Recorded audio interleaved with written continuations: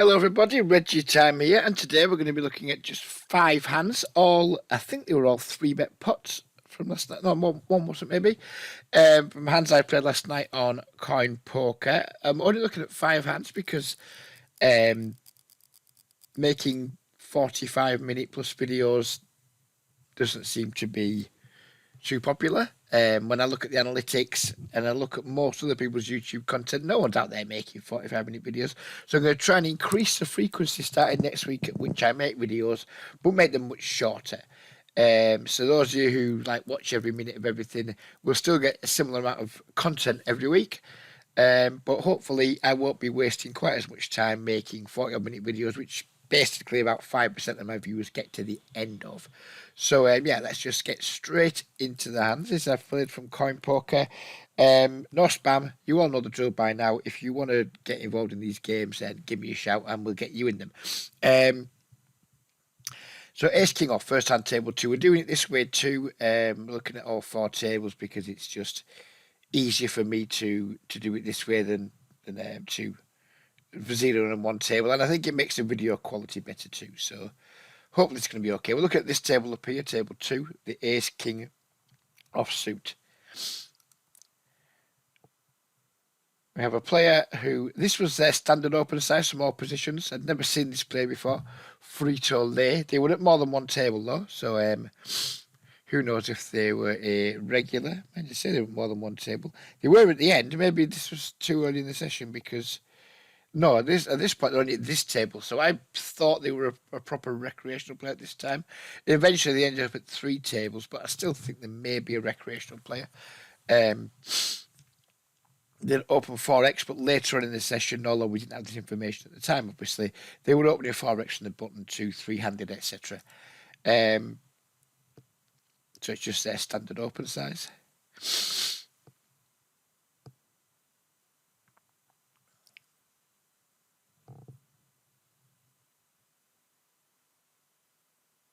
Sorry, I don't know how to speed this particular media player up any. I normally use VLC media player, but again, this seems like it's a more clear picture. So if anyone knows how to make VLC media player play in like the highest definition, that would be handy. But if you don't, then we'll stick with this. So we're at 3-betting here. I'm not a huge fan of 3-betting under the gun to 16 big blinds, but I typically at least 4x when I'm out of position and 3-betting. So we've got this unknown player who could be recreational, might not be, 4xing under the gun, and we now have to make it 16 bigs from the big blind to as our 3-bet size, which I wasn't super excited to do, but we did it anyway.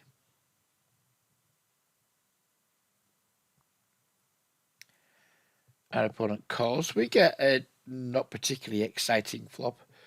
3-4 jack. Do a backdoor diamonds, do a backdoor straight draw, 2 overcards. Given this player's tendency, I didn't know a lot about him, but like if he's 4xing pre, maybe when he bets post flop, he bets big too.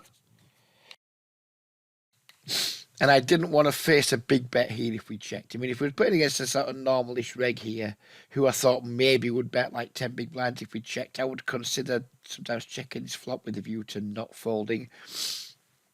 I didn't want to check here and have this guy bet like 20 bigs or 22 big or whatever, whatever his stab size would be. And maybe pre-flop, just because he bets 4x pre-flop, maybe it doesn't mean he uses big sizes, like sizes that are too big post flop too.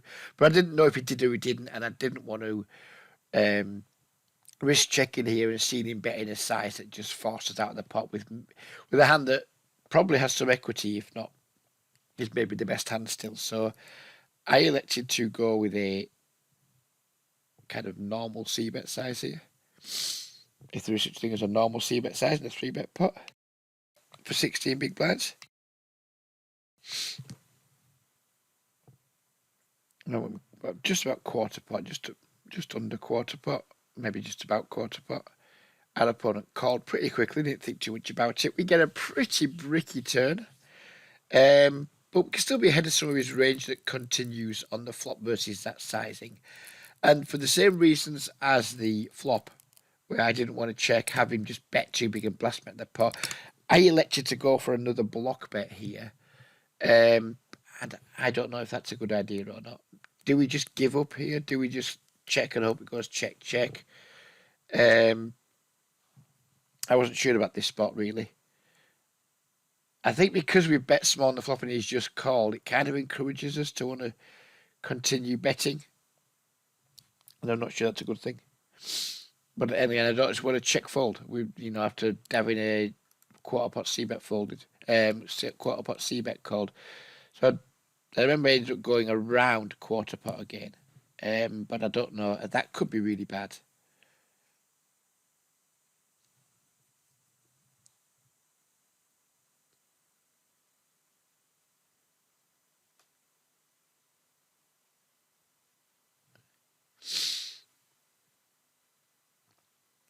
Our opponent went all in.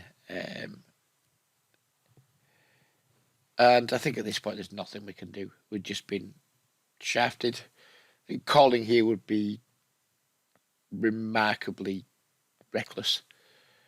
It's pretty annoying, but what are you gonna do? Maybe he's reacting to our small sizing. Maybe he's just got a pretty good hand. Maybe he's just got a draw. Maybe he's just got a marginal hand he wants to protect and doesn't believe us with our sizing. Who knows? But there's nothing we can do with exactly ace king here, and we ended up getting a little bit sad, but just throwing it away.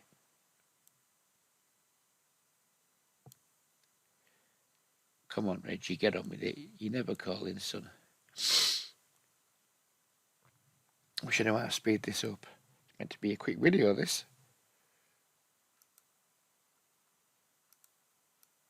So there we go. We lost that pot, and we shall move on to the next one.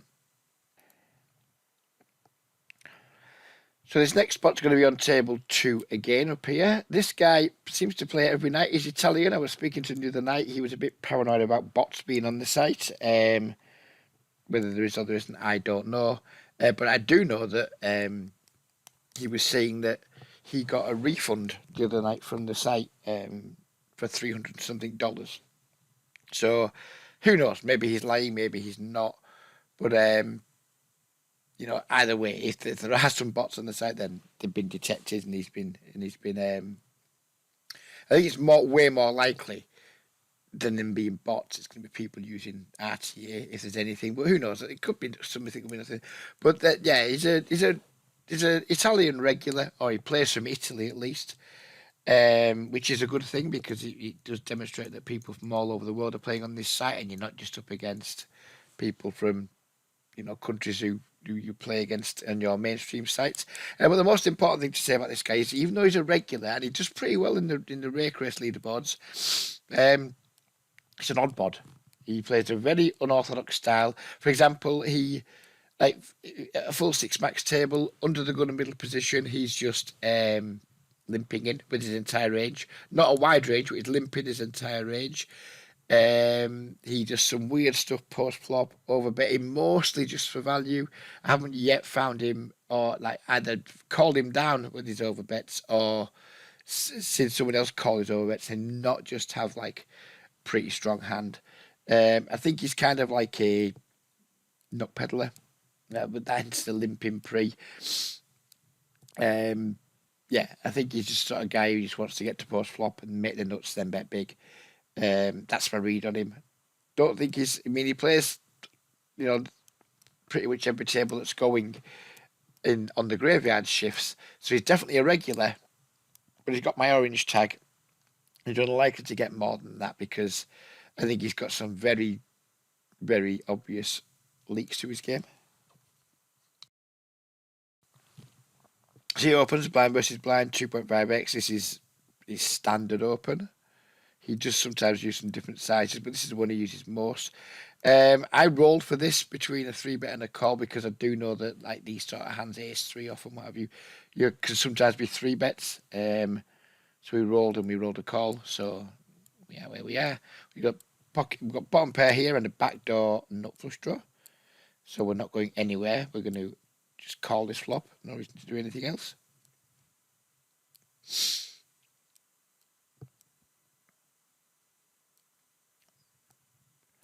Turn total brick.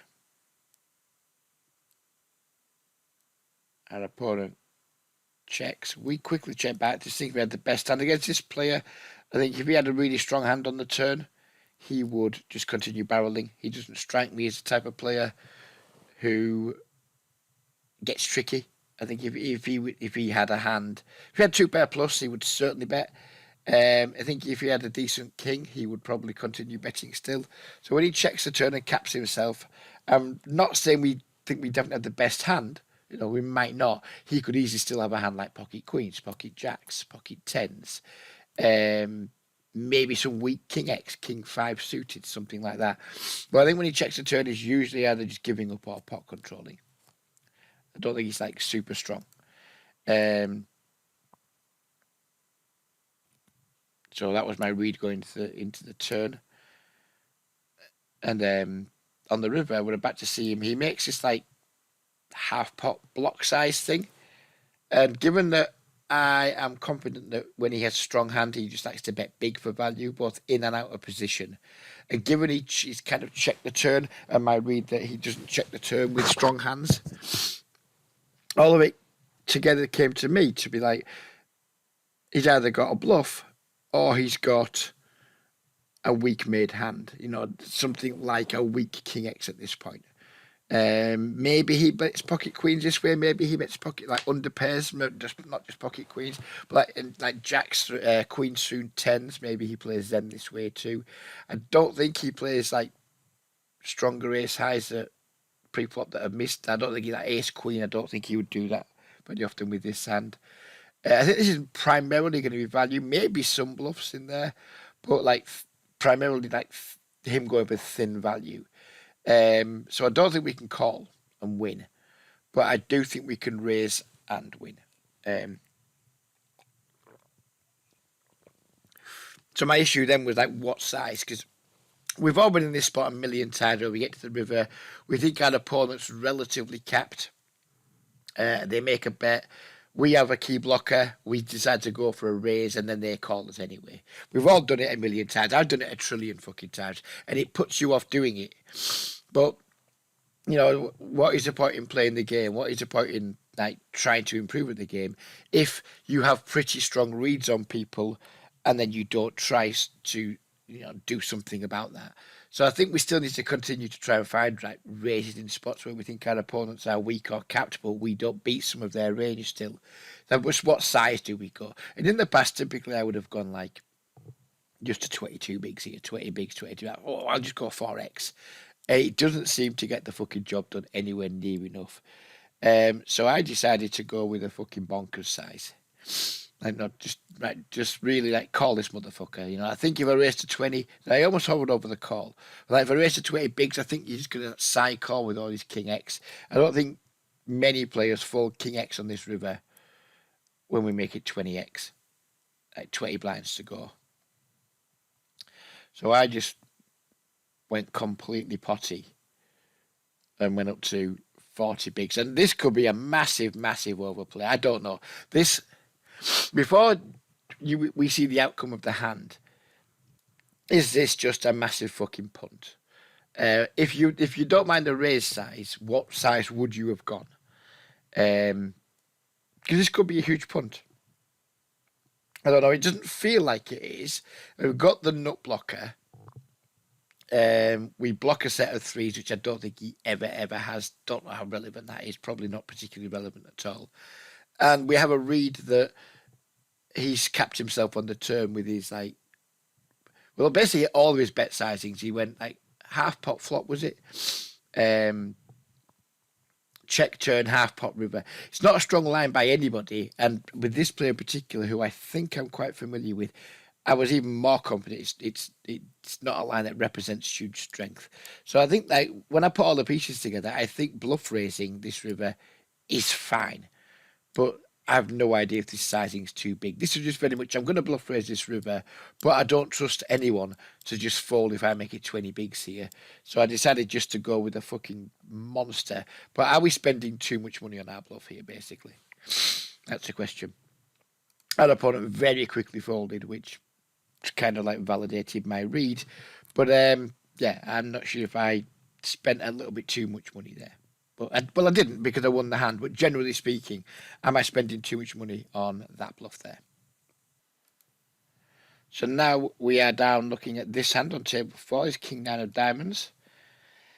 We have this player who was at multiple tables. He seemed a pretty aggro fucker pre-flop, to be honest with you. He'd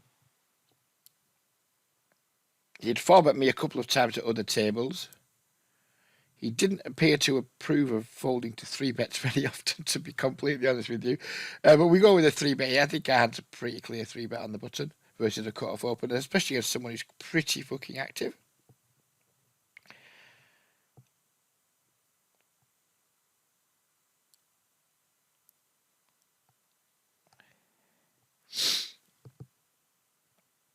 He's about to 4-bet us. Now, I think at this point, our hand against a lot of opponents is a pretty clear fold, but he's made it really fucking small.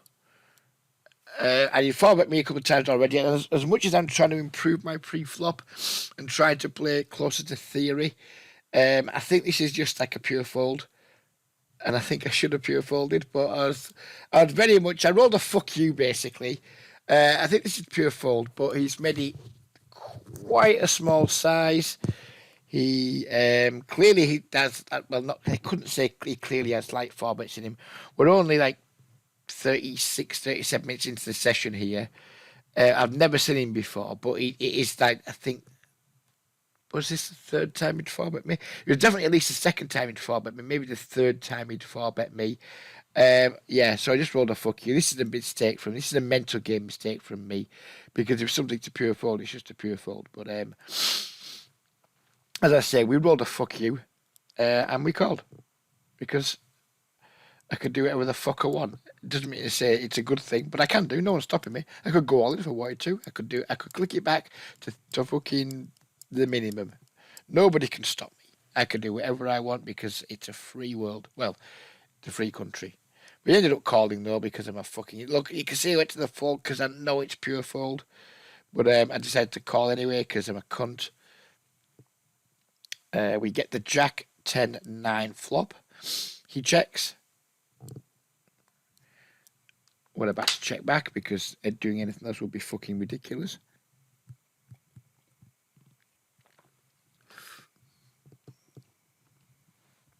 Turn is a 4. He checks. Right now, I'm pretty confident we had the best hand. But again, I don't really want to bet and risk getting raised and being put in a tough spot. River is the king, which gives us 2 pairs, but Queen X gets there, and, you know, then he does that. And I was just like, fucking hell, Reg, you've totally fucked this hand. You've called a 4-bet when you shouldn't have called a 4-bet. Then you checked back twice when maybe you had the best hand. And then you got to the river when you probably don't have the best hand anymore. And you're about to make a fucking stupid call because you have 2 pair in a 4-bet pot. And your opponent until now hasn't bet. But now it's very easy. He can just have ace, queen, pocket queens. But who knows whatever Queen X he can have. Probably shouldn't have too much more Queen X than like pocket queens and ace queen in his 4-betting range, but it's 25 and L. And sometimes people just 4-bet stuff that they shouldn't 4-bet. And sometimes morons like me call 4-bets with stuff they shouldn't call 4-bets with. It's not a perfect science at 25 and L, let's face it. So I was just like, fuck's sake. So I remember literally thinking to myself, right, you fucked up pre-reg. I don't think I fucked up flop and turn. I think they're pretty much check backs. But now, whatever you do on the river, you're going to feel like you fucked up. If you fold, you're going to feel like you fucked up. If you call, you're going to feel like you fucked up. The only difference between folding and calling right now for me is that one, for the rest of my session, I get cross that I fucked up and don't actually know if I was bluffed or not.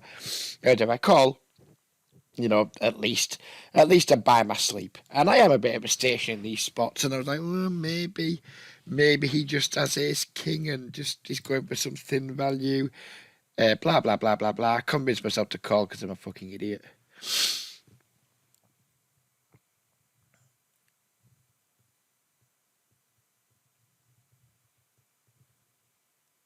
I mean, I took a lot of convincing. I just started fucked it. I thought, whatever you do here, Reggie, is wrong. You fucked it. This is why you shouldn't call 4-bets with shit hands, Reg. I was pretty much telling myself off. I was deep in the tank, as you can see. When she made the call, unfortunately, he had the ace-5. Why is my phone ringing? And why is two phones ringing? I didn't even know we had two phones. What is going on? Hang on a minute. Unknown number, so they get fucked right off. 0203 number. Not interested, mate. So I've lost track of where I was. But basically, I was pretty pleased to find out that we won the hand. He had the ace-5 of diamonds, which is a perfectly reasonable 4-bet, I think. And yeah, I mean, I think he should probably just give up. But he almost ran me fold, so who knows? What do I fucking know? I don't know who played that hand worse. Well, I do know who. He played that hand. I played that hand worse pre-flop, but I don't know if he's made a mistake by betting the river there. So I don't know. That hand's just a bit of a fuck up by me, and then I'm confused with the rest of it. So now we're looking at table one. This is just going to be a very quick one because just because it is, and because I'm conscious that we're already 21 minutes into the video, and I'm trying to make shorter videos. If I actually press play on the fucking recording, it would make the video a bit shorter, wouldn't it? Instead of just sitting there like a fucking idiot wondering why nothing's playing. As we have this player again, this is the player from the previous hand with the ace-5 of diamonds. I guess my first question he was like, or my first question was like, what size to squeeze to here? I end up going to 15. Well, I'm not sure if that's too small. There's already like 8 big blinds, 8.5 big blinds in the pot. And I'm wondering if it like these stakes, whether we just, I mean, jamming's out of the question here, but I ended up going 15. I'm not sure if that's too small, given there's already 8 blinds in the pot. Or maybe it's just me being a little bit result orientated when you see what happens next. Because I go to 15 blinds. I'm trying to get through 3 players here, which is why I think it's too small. Then it goes call. This guy didn't even think about it. This guy is thinking about it. Call. And call again. So all of a sudden we get to a flop, which you completely break, so we're done with the hand. But I mean, this is 25 in a nutshell for you. And demonstrating again that this site is certainly no tougher than other sites and softer than many.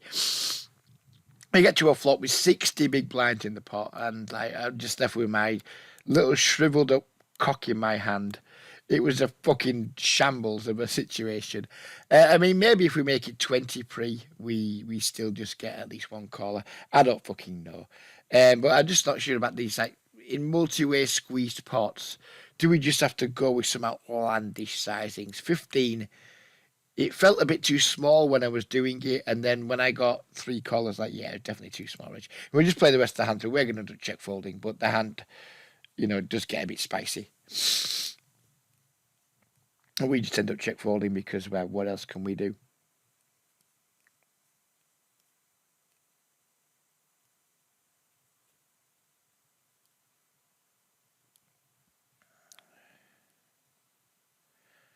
So this guy, like, bets for whatever size that is, about quarter pot-ish, maybe just over. Then we get this other dude just calling.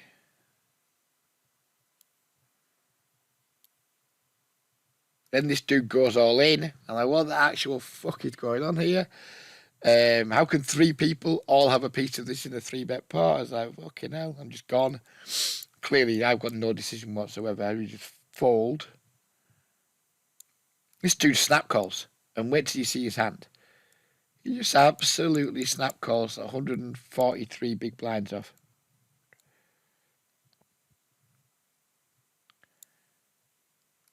I mean, what is that? I mean, it's probably a fold pre, probably not even an open.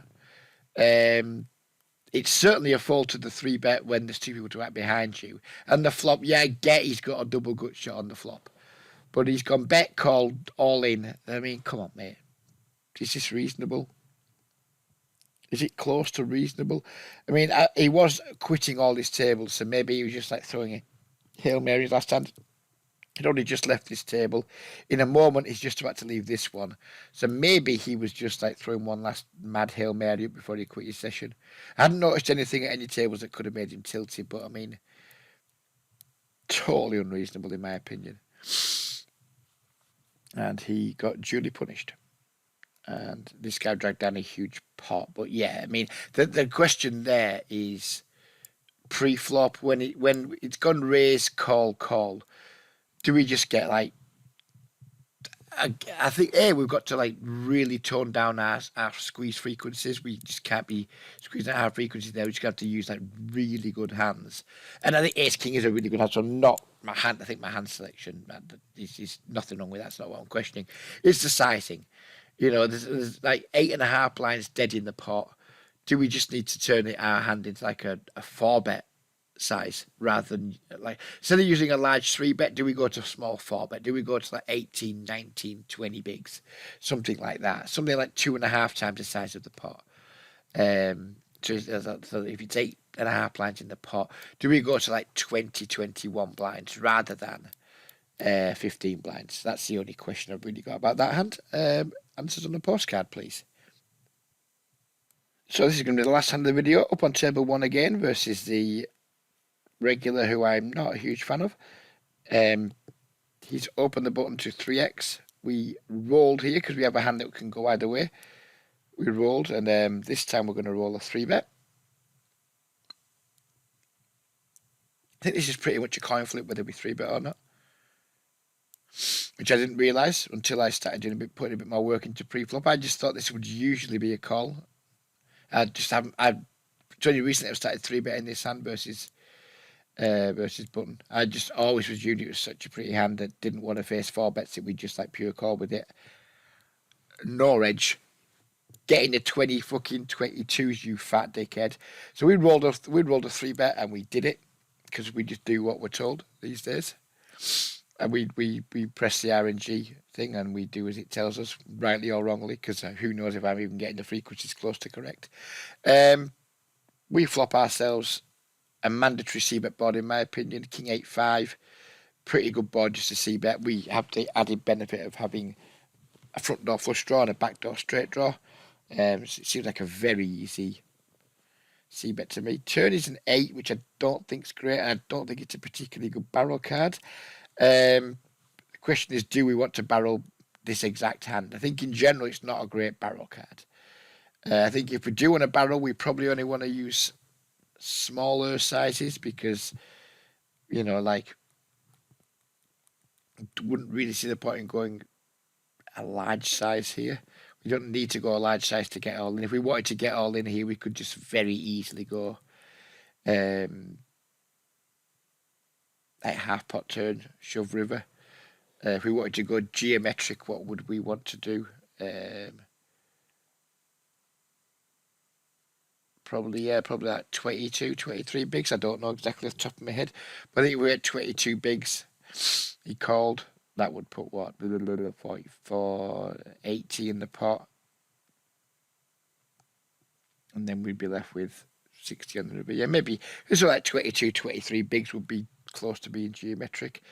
Yeah, so I think like biggest bet size we want to use if we're continuing betting would probably be like 22, 23 bigs. Could maybe go a bit smaller. Can maybe even check and just hope our opponent checks back sometimes with like all this pocket pairs, pocket sevens, things like that. That would call this flop most of the time. I imagine he's got like pocket sevens with the club, especially pocket nines with the club, ace queen with the club, something like that. Maybe ace queen folds a turn, but a lot of his pocket pairs probably call twice. So is there any point in finding the second barrel if a lot of those pocket pairs that call twice are going to check back? Don't really know. Can't remember what I actually did in this one. Looks like I'm about to check.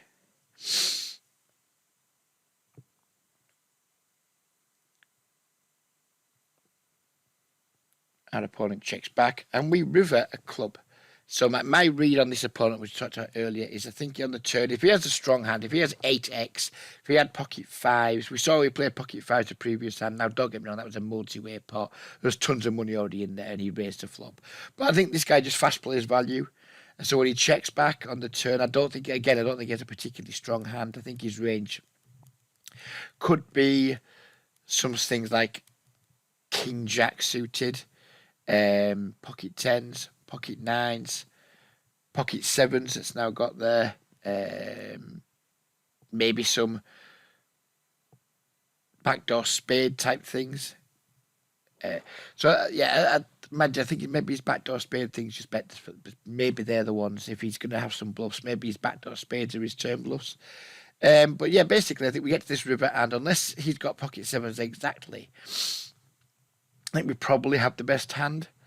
Maybe he's got some better flush draws once in a while. I wouldn't be surprised. Just say this dude had Queen Nine of clubs, something like that, or Ace whatever of clubs. I think he will probably pot control the turn at a reasonable frequency. So I think there are some ways we can be beat here. Better flushes, pocket sevens exactly. But I think we have a crystal clear bet. The question is, do we go large or do we just block again? I think in position here, I did check to us. I think it's just large bets, just big bets, fold to raises, I think. But out of position, I think probably most of our range wants to block here. We have quite a few hands that want to go check, bet, check here for some thinnish value. So I ended up going block, and this could be a mistake. In theory, it could be a mistake in practice as well. Well, we do end up going block sizing here in the end when we finally get around to it.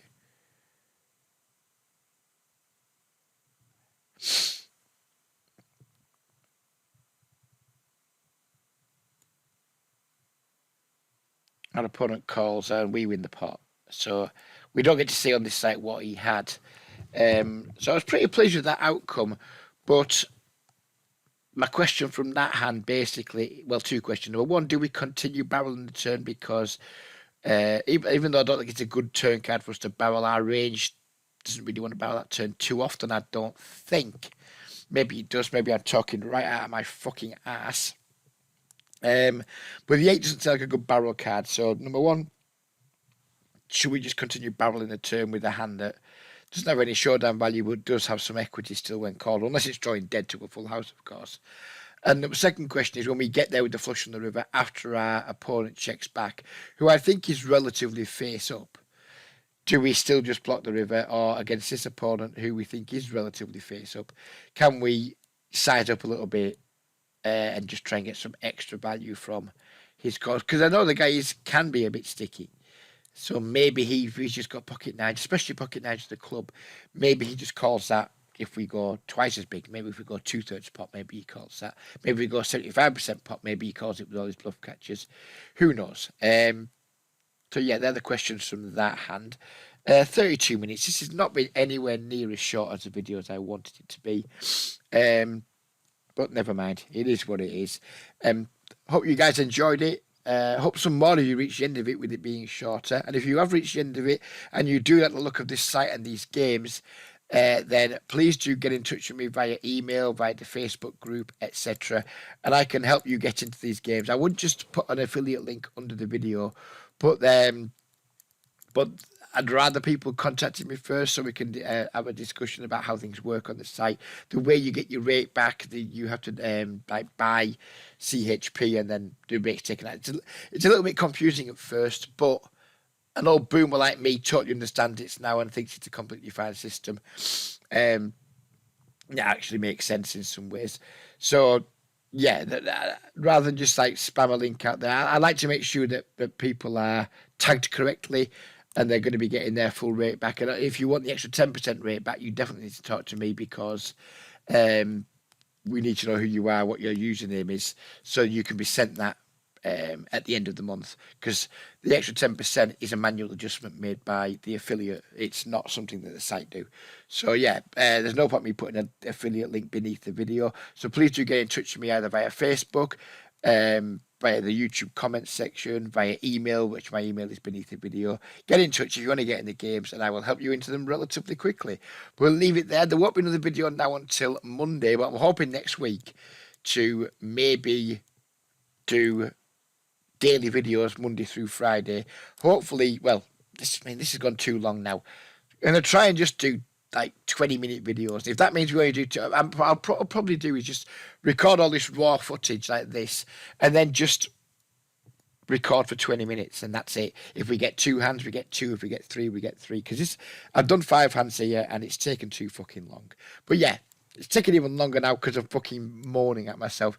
Take care, everybody. Have a fantastic weekend, and I hope to hear from some of you sooner rather than later. Stay safe, everyone, and bye-bye for now.